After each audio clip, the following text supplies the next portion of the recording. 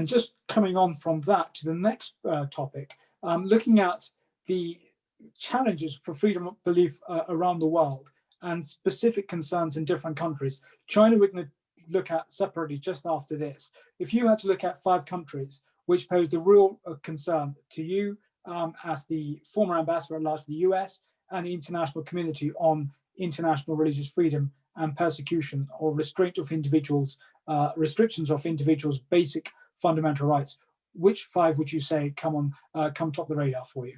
Yeah, for me, I mean, to me, China's in a separate category because it has so much influence. And but I'd be looking at Saudi Arabia. They've gotten better, but they're the only country in the world that doesn't allow a church, and they still have issues that are significant. North Korea is perhaps the most brutal in the world. It doesn't have as much reach as some of these other countries, but it's brutal to its tiny faith community. Iran, because of its willingness to spread a real terrorist and mean, and the number of people that they'll put to death or lock up, the Baha'is there have just been persecuted for a long time. And then one that's growing on my radar screen that I'm just concerned about, and it shouldn't be this way, but I think we need to speak up a lot more about, it's Turkey. They've started to spread a very negative influence and do so in their own country. And then my final pick on the top would be Nigeria, be the only democracy in the group, but it is maybe the most dangerous place in the world to be a religious minority because of just the communal violence and the lack or the fecklessness of the government to address and respond to it. Yeah, and just on what some of those, if I may clarify, and on Turkey, I saw your tweet, 25th of June 2020, the IRF ambassador, account, the Hagia Sophia holds enormous spiritual and cultural significance to billions of believers of different faiths around the world.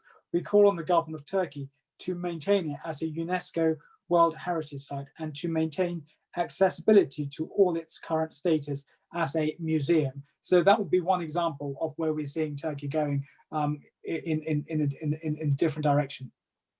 That's true.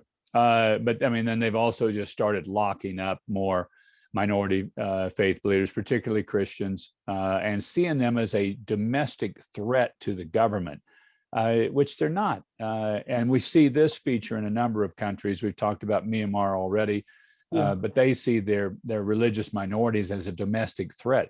And we've got to convince countries that the right answer to that is, you may not agree with their religion, and that's fine, but they still have a right to freely practice it. And this is the hallmark of a key nation that will grow. And I think, frankly, we're seeing a turning point right now in the Middle East. A number of these countries are opening up a lot more to religious freedom because they're seeing we can't just have Sunni Muslims here and hope that we're going to grow in the future. The world moves so much. You've got to allow people to move and take their faith with them to wherever they go. And that's going to be a key for global growth moving forward. And can I just ask a specific, just coming back to Turkey, because you visited Turkey and in 2020, and you met the Patriarch Bartholomew in your visit to Turkey. And taking into account Turkey is also a member of NATO with the United Kingdom, the United States, and other key international partners. What leverages can we apply to get Turkey to ensure that every individual in Turkey can practice their faith openly and freely and not move down that nationalistic approach which we're seeing at the moment? I think, frankly, we've got a lot of leverage points that we can use in Turkey. And my hope is that we would start out with very clear messaging to them that this is not tolerated. But when there was an American pastor that had lived there for 20 years, Andrew Brunson, that got arrested and thrown in jail on specious charges, then spent 2 years in jail. The U.S. administration finally got so frustrated with it, they put sanctions on aluminum and steel exports from Turkey to the United States. Really hit the economy, and they eventually let Pastor Brunson out. It shouldn't come to that. If countries will stand up and put forward with clarity And then if that doesn't move things, start to move forward with specific actions, hopefully at first quietly and clearly discussed in diplomatic channels ahead of time, saying, we do not approve of this. And this is going to cause a reaction from us. And then you can't draw a line in the sand without standing on it. If the line is crossed, then something needs to happen. And that's why I think when you look at foreign policy, you look at prosperity, security, and values. So when it comes up to then standing up for values, if those quiet backdoor channel diplomatic conversations do not work, then the economic aspect has to be looked at as a tangible leverage tool to get countries to do what they need to do. Would I be right in saying that? Absolutely. And you know, if for a long period of time, religious persecution, I think, was just kind of in a backwater on human rights protections. And people would say, yeah, sure. But there wasn't any action. Whenever it would get in conflict with a real politic discussion with Saudi Arabia or Pakistan, it would kind of, oh, okay, go ahead. We can't do that anymore. Yeah. There are too many lives at stake anymore. And this is going to be a source of conflict, and it'll be substantial. I think we're doing these countries a great favor by pushing this. Because a lot of times domestically, religious freedom is not particularly supported. The majority faith says, hey, look, we're all Buddhist here, leave us alone. And you're saying that's fine, but you need to leave other people alone too to practice their faith. And it's going to help you as a nation if you do so. And just with that, with the Saudis, they're having the 2030 vision. So as part of that 2030 vision transformation, religious freedom can be a key part for them to have that, with regards to the churches, places of worship, be part of that 2030 vision. That's a perfect opportunity for them, right? Perfect opportunity. And they can just even really look to their neighbors in UAE, who's not perfect by any means, but has really opened up that space for people to peacefully practice their faith. If you're not willing to peacefully practice your faith, that's a whole nother kettle of fish. And I am for, governments need to address what they need to do to be able to keep peace and security in the country. But if you're willing to peacefully practice your faith, I think some of the moves the UAE has been doing. They invite Pope Francis to speak for the first time, a papal visit on the Arabian Peninsula in the history of mankind. They're opening up and having churches that are openly operating there, and other faiths, Hindu temples as well. There is a path forward here. And I think you're seeing some countries like UAE, Uzbekistan, Sudan to some degree. They're in another kind of development position than those two countries are. Really kind of start showing the way of how you make the transition to guaranteeing religious freedom. And with that, you've got the UAE now have the building of the Abrahamic house, with the Christians, the Jewish, and the Muslims all in under one roof, being able to practice their faith, openly and freely. So I think you're absolutely right with the visit by Pope Francis, and then you had the human fraternity agreement signed by His Holiness Pope Francis and the Imam of Al-Azhar. And now you've got the next step with the Abrahamic house, and you've also seen the Abrahamic Accords between UAE, Israel, and Bahrain, where mutual coexistence of one another is something which shows it can be done. Where if there's a will, it can be done. And I am waiting, and I will be praying for the day when we can see top clerics of the three Abrahamic faiths, Jews, Christians, and Muslims, top clerics standing together in front of Abraham's tomb, and all looking or pointing back, saying, "We all claim heritage and our religious affiliation and lineage from this man." Yeah, and I just that the message of peace, then there's some brotherly relationship here, guys. If we're all claiming the same dad in this, we ought to be able to start talking through our differences. And imagine if you just got the Abrahamic faiths to start talking peacefully to each other. The amount of expansion of peace through the world is through the roof. But this is within reach, Raymond. I believe this is within reach.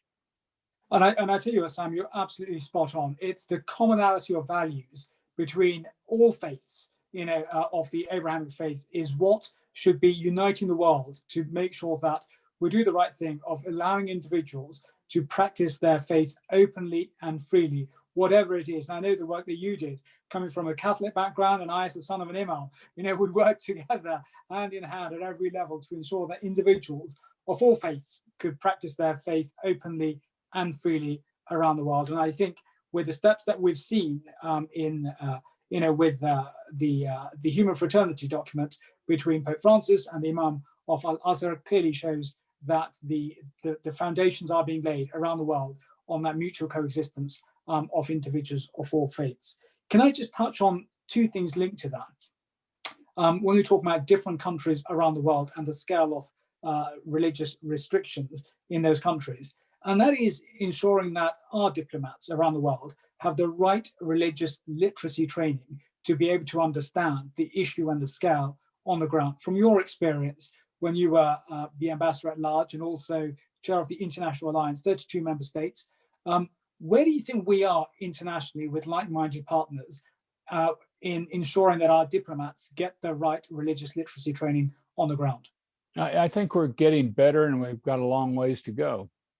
I think there's now much more of a recognition of the value of this piece and not just excluding it. A lot of Western diplomats, I think, up and really till the last 10 years, just wanted to exclude the religious community, just say separation of church and state. We don't talk about those sort of things.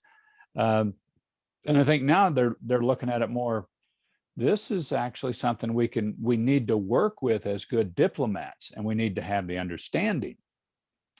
The problem still comes, and I thought this is a great advantage for me. I dealt with a number of different people in faith communities and diplomatic communities and political leadership, that I practice my faith. It's very important to me. Your faith is important to you. And it helps if you understand the role of faith in many people's lives. It is a guiding star for how we orient our lives. And there's nothing wrong with that. This is the pursuit of search for the divine, for God. That's where sometimes it breaks down, because we'll get a head knowledge, but really you need to understand in your heart how this makes people move to be able to effectively move it forward. And because of that, I had a lot of wonderful relations with various people of faith around the world that to me were quite striking. And we're both very committed to what we believe in, but there's a common language that develops then that really needs to take place. Yeah, and linked to that, and I know the work that we did in the UK with the Bishop Trureau's report, it was absolutely crucial to ensure that our diplomats had the appropriate level of religious literacy, so that when they go to different parts of the world, they can understand the scale of the issue and the force for good that religion can be in bringing about strong, cohesive societies, and also pick up challenges faced by religious minorities on the ground. Linked to that is the other aspect. I know the RFI, the Religious Freedom Institute, have training program for chaplains, military chaplains, who can play a key role as religious actors and expand the role of an understanding of religion and dynamics on the ground. So would you say the training that we have for diplomats and the work that goes on with the training of military chaplains to ensure with religious literacy is crucial to ensure that we can reach all sections of society that we need to in understanding the scale of religious persecution challenges and bring about mutual coexistence and secure and stable societies? I sure think so, Raymond. And I also think what you have here in military chaplains is this chance to, on the ground, engage with other religious leaders in places like, for instance, military chaplains in Afghanistan. What an enormous asset to be able to reach out to the imams in a community and talk a faith language to try to prevent conflict or to get more stability in the region. I mean, to me, this is otherwise you're not able to talk to people in a way that they understand or that you can communicate. And here we've got people on the ground that I think should be really trained in this aspect and used as a way to try to prevent conflict and to move forward democratic values. global human rights values. You know, the Human Rights Project around the world, we've been suffering losses over the last 15 years. We haven't really been gaining ground. And this is a fundamental, I think, for us moving forward as a global community, is the growth in human rights, the dignity of that individual. We've got to get more wind in the sails of the Human Rights Project writ large. And to me, foundational to that is getting this human right correct, this one of religious freedom. Got it. Sam, I know we said earlier we'll come back to China specifically, and just coming to China now.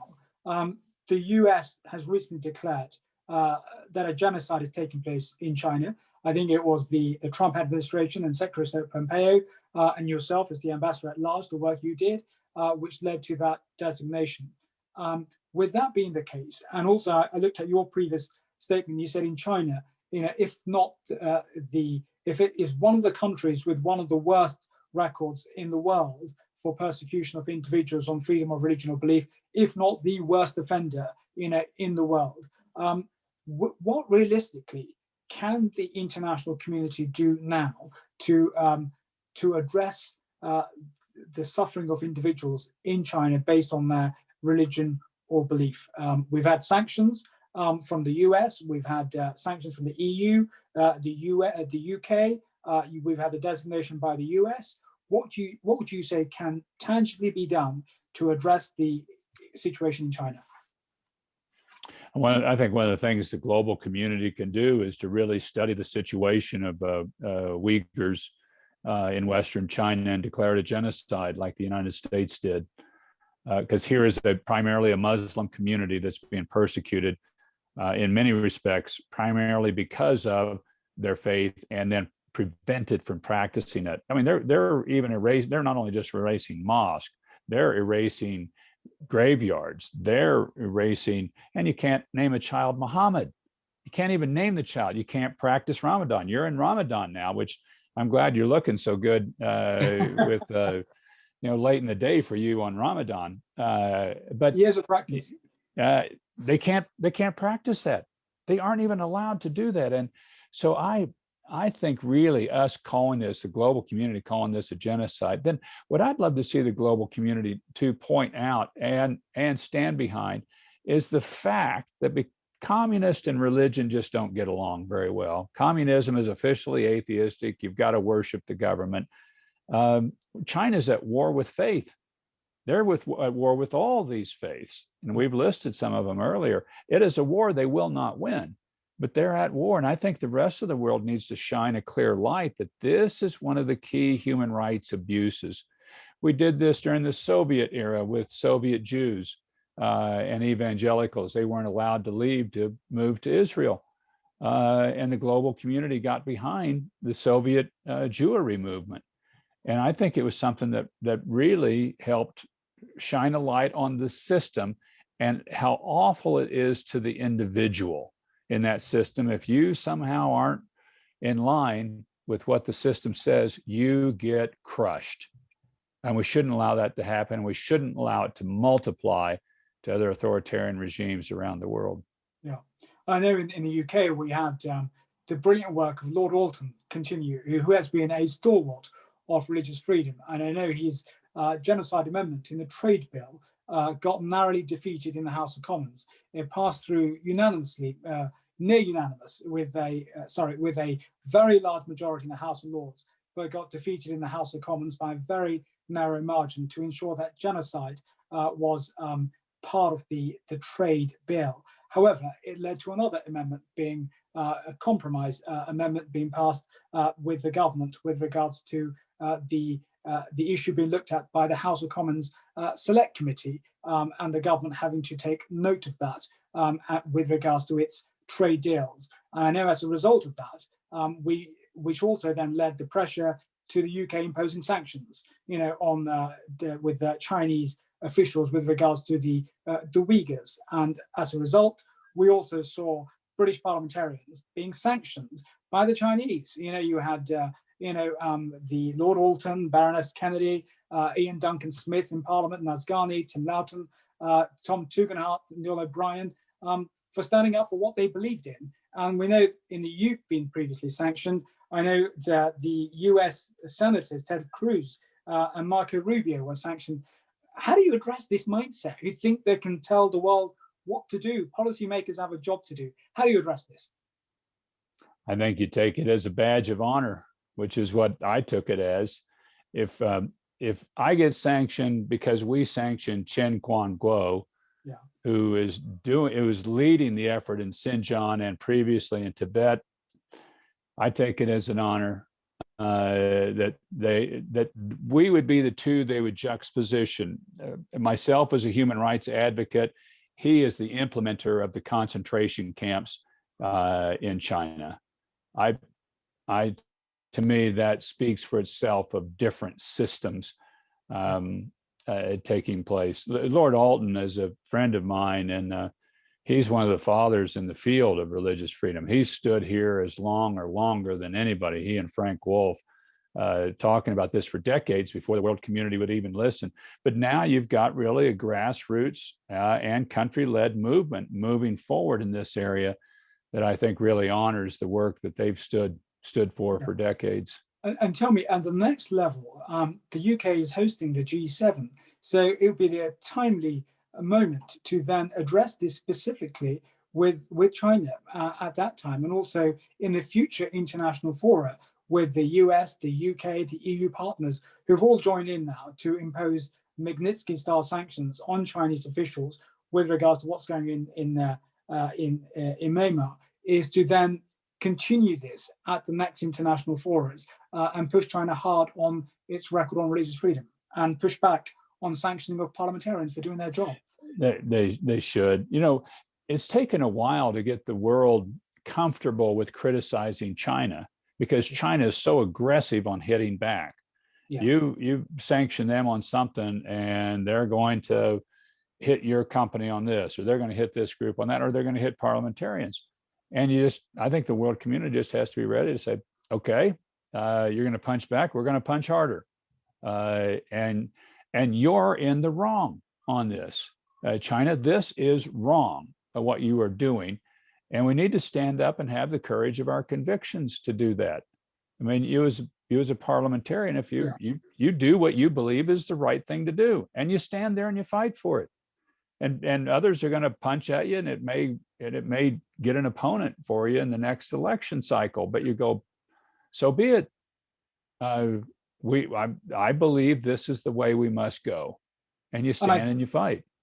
And if you want to make a world a better place, and your point is, you've got to stand up for your values, and you've got to stand up to bullies. And if you don't, then remaining silent then means you accept their course of conduct. So internationally, when you see a wrong taking place, we who stand up for values of freedom, liberty, human rights, we have to stand up at every level to challenge those individuals. And that's what we should be doing with regards to China, what it's doing with regards to Uyghurs, the Christians, the Buddhists, across the board, religious minorities in China are being persecuted at every level. Would I be right in saying that, Sam? You are. You can go. I'm working on a series of short piece editorials with various Chinese dissident groups, and whether it's the Tibetan Buddhists, the Falun Gong, the House Church Christians, the Uyghurs, even human rights lawyers in China are heavily targeted and persecuted. And we need to stand up for them because they're often the real tool that's used in the Chinese system to try to stand up against this. So I've got a series of editorials I'm working on with different of these groups to point out, this is what's happening to the Falun Gong. This is what's happening to the Christians. This is what's happening to the underground Catholic Church. This is what's happening to the Uyghurs. It is a war on faith. And if we don't stand up, you can kind of say, this is uncomfortable. Maybe it's not going to work as well as we'd like.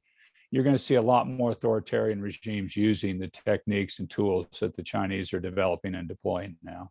Yeah, and linked to that, I think no action is also action as well. So it's standing by and doing nothing for the international community is not an option. We have to stand up and stand up for those that have been persecuted, in China or anywhere around the world for their faith or belief. And that's what we have to do at every level.